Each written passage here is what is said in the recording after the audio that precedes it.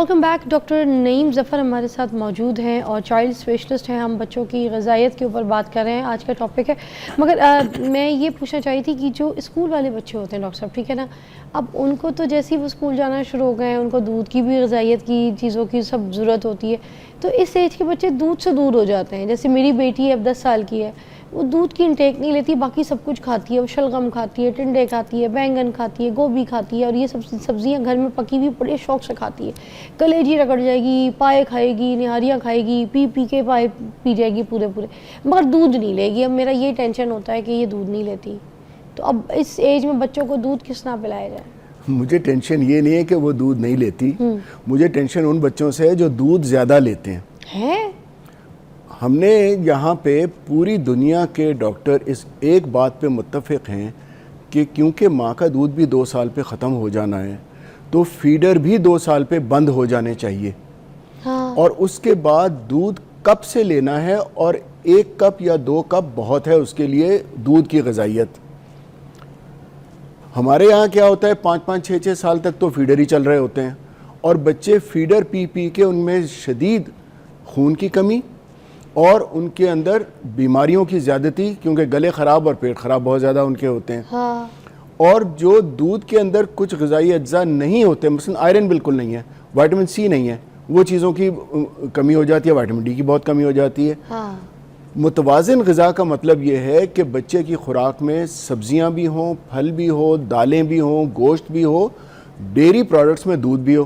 تو یہ جو 5-6 چیزیں ملا کے ان میں سے ایک حصہ دودھ یا ڈیری پروڈکٹس کا ہے, جس میں دودھ ہو, دہی ہو, پنیر ہو, مکھن ہو, یا یہ تمام چیزیں, یہ تقریباً 10 to 15% چاہیے. چیز کی فارم میں, پنیر کی فارم میں, کسی بھی فارم میں, ڈیری ہو تھوڑی بہت چاہیے.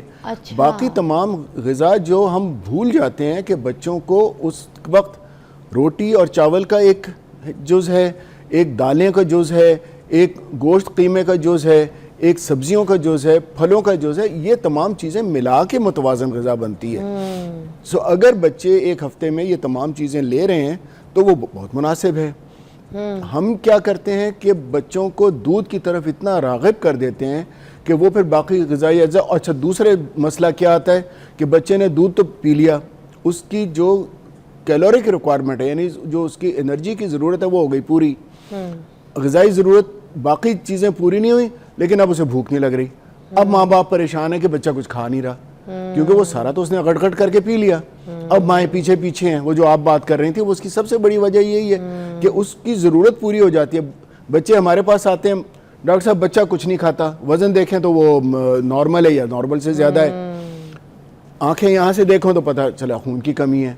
تو یہ پرابلمز ہیں جو کہ متوازن غذا نہ دینے کی وجہ سے ہیں. سو ہمارا یہ خیال ہے کہ 2 سال کی عمر کے بعد بچوں کو تمام گھر کی وہ چیزیں جو بڑے کھا رہے ہیں وہ لیتی چاہیے.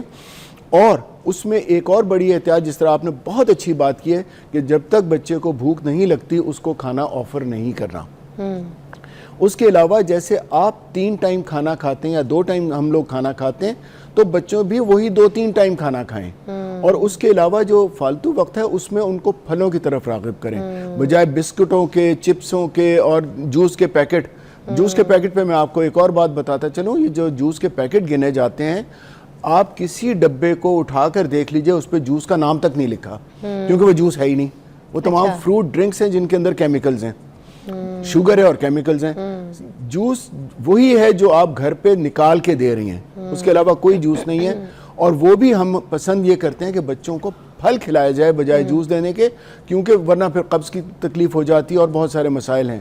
سو فروٹس بہت ضروری ہیں خوراک میں, اور اگر ہم افورڈ کرتے ہوں تو ہمیں ہفتے میں کم سے کم 1 یا 2 دن بچوں کو فروٹ لازمی دینے چاہیے. مطلب بچوں کو ٹریٹ کے طور پہ لنچ باکس میں بھی فروٹ دیا جا سکتا ہے. لنچ باکس میں فروٹ دینا چاہیے. لنچ باکس تو سب سے اچھا لنچ باکس ہی فروٹ ہے. اس میں جو مائیں تل کے نگٹس تل کے دے دیتی ہیں یا اس طرح کی چیزیں بنا کے دیتی ہیں, وہ نقصان دہ ہے. ہمیں چاہیے بچوں کو فریش چیزیں, اور خاص طور پہ کیونکہ اسکول میں عام طور پہ ناشتہ کر کے بچہ جاتا ہے.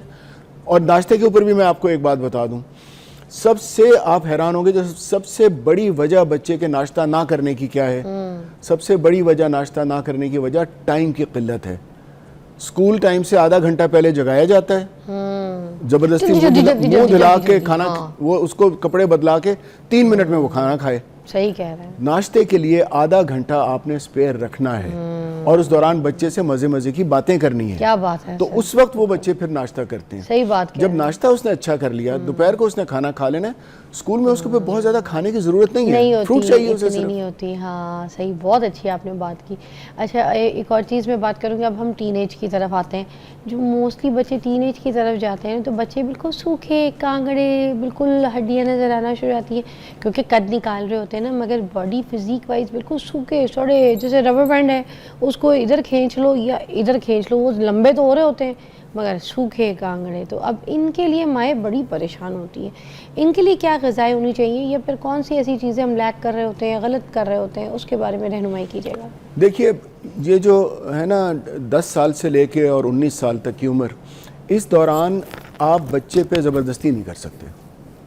سو بچے نے اس وقت وہ کرنا ہے جو اس کا دل چاہے گا, اور اس کا دل کیا چاہے گا جو وہ اپنے آس پاس دیکھے گا. ٹین ایج میں بچہ ویسے بھی نو کہنا سیکھ لیتا ہے. بچہ تو خیر مطلب شروع سے نو کہنا سیکھ لیتا ہے, لیکن ٹین ایج میں یہ بہت زیادہ ریبیلیس فیز ہے نا.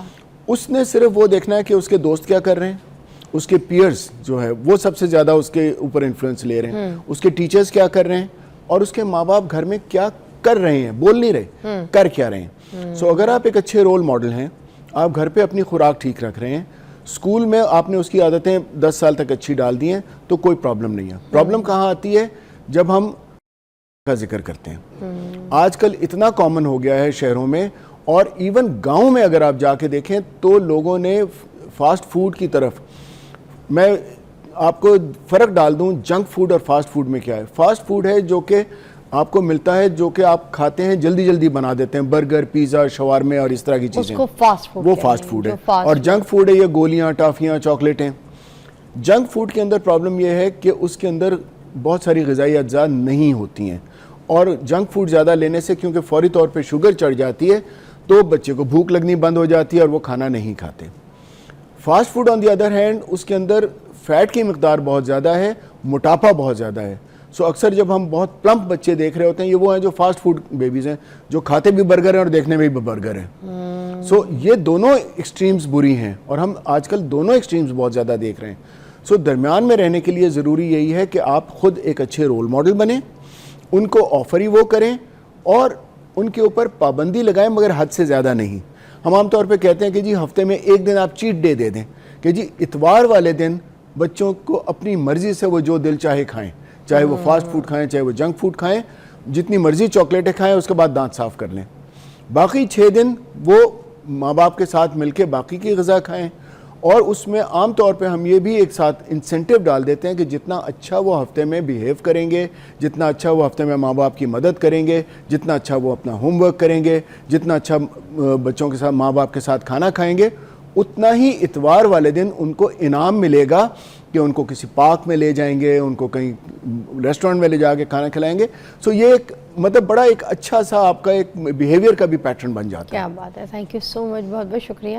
مجھے یاد ہے میری امی نے بچپن سے, ہم 8 بھائی بہن تھے, تو ہمیں نا امی نے کیا کیا تھا کہ گھر کے کام اپنے بستر کا سرانا صبح صبح اٹھ کے سیٹ کرنا, چادر سیٹ کرنا, برتن جو کھانا کھایا اس کی پلیٹ دھونا. جو بچہ اچھا بیہیو کرتا تھا 8 بچوں میں, اس کی امی نے سیلری لگائی ہوئی تھی. جیسے اسٹاف کی سیلری تھی اسی طرح ہماری سیلری تھی, تو ہم اپنا اچھا کام کرتے تھے, ہمیں سیلری ملتی تھی. تو بچوں کو بھی تھوڑی تھوڑی کسی طرح سے ہیبٹ ڈالیں. جب ڈاکٹر صاحب کی بات بہت اچھی ہے, اس لیے میں نے اپنی جو ایک کہانی تھی وہ بھی آپ کے ساتھ شیئر کی.